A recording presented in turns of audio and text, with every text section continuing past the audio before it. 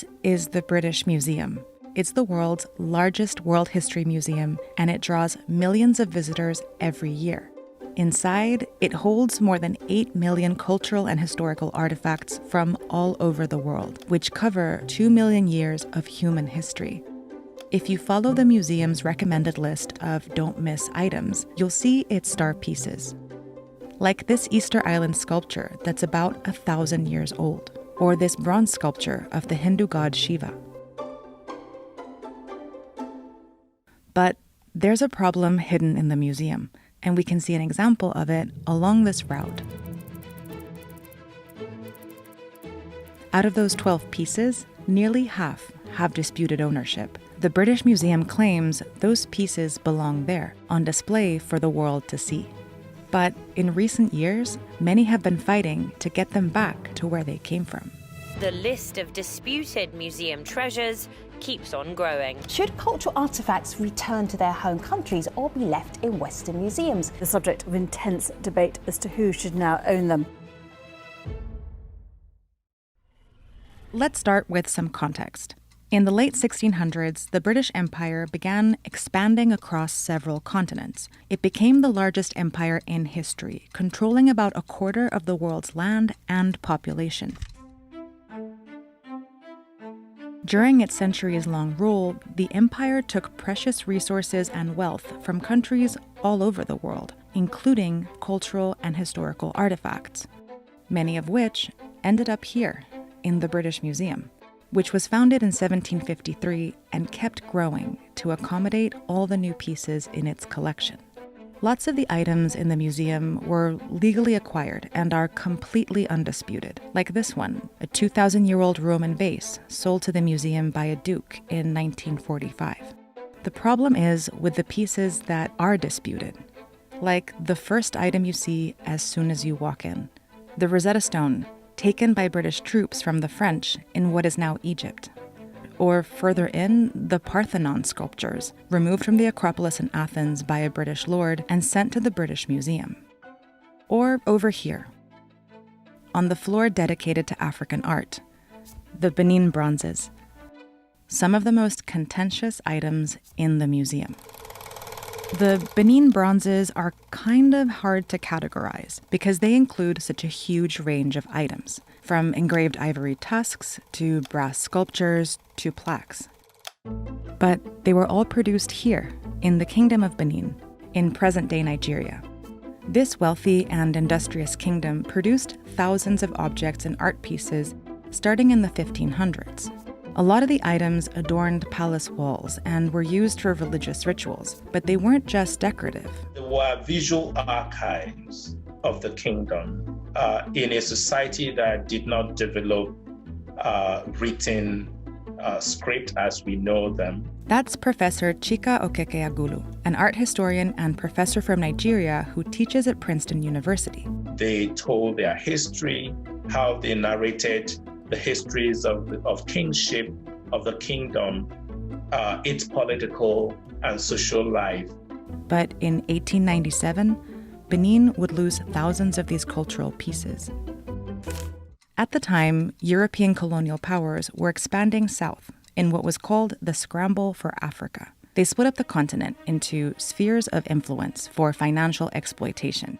All these pink areas were the British ones. Benin, over here, was in Britain's sphere of influence. But the kingdom didn't comply with Britain's trade demands. And in January of 1897, it led to what was called the Benin disaster, where Benin guards killed 7 British emissaries, plus their many guides and servants. In response, 1,200 British troops embarked on a mission called the Benin Punitive Expedition. The British wanted revenge, but the mission was about more than just that. There were reports of these vast treasures in the palace of the king of Benin, and that if they could retrieve these treasures, sales from it could offset the cost of the invasion.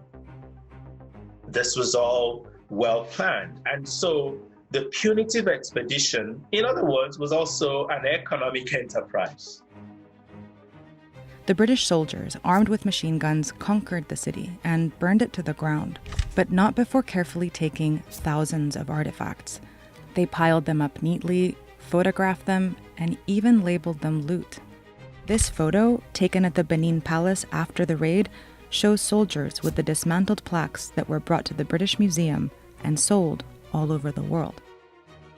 And after hundreds of years, the once prosperous kingdom was gone. The region fell under full British colonial control until 1960, when Nigeria, including the city of Benin, gained independence.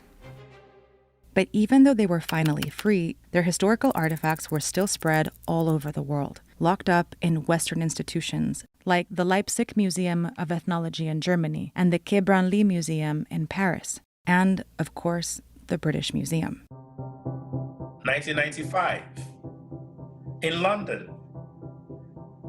That was my first time of seeing an original ancient Benin artwork. Was, yes, at the British Museum.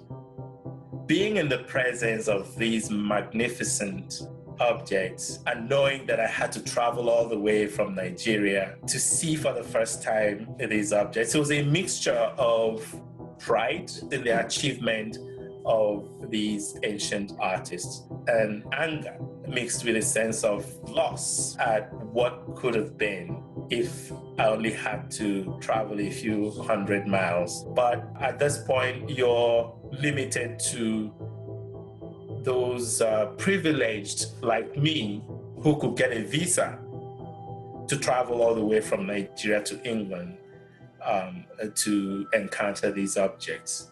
Most Nigerians will never see them.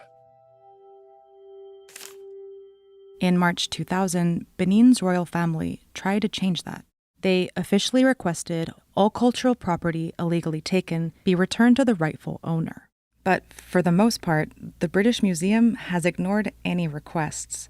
The museum is restricted by a government act that prevents it from returning objects, but it has also made its stance clear. In July of 2020, the British Museum told Vox, "We don't restitute, but we are absolutely committed to lending as widely as possible, including to Nigeria. The museum's foundational value resides in its breadth, scale, complexity, and unity, and as such is a true library of the world." Chika doesn't see it that way. The British Museum still behaves like a colonial museum. You cannot claim to be an encyclopedic collector of stolen objects. But some are starting to reckon with this history.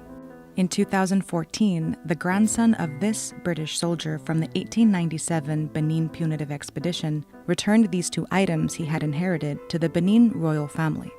And in 2007, the Benin Dialogue Group was formed.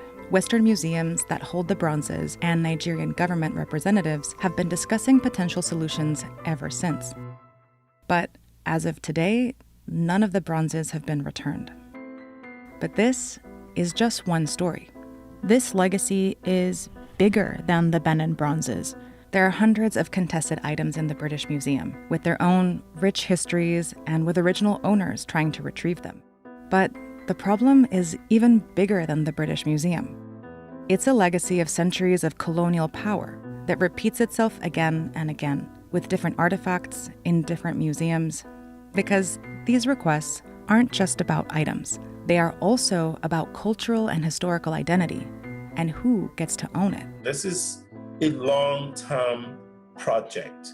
It may last beyond my own lifetime, but the point is that it's now to start that process. We cannot wait any longer for a next generation to even begin the necessary task and project of cultural reconstitution.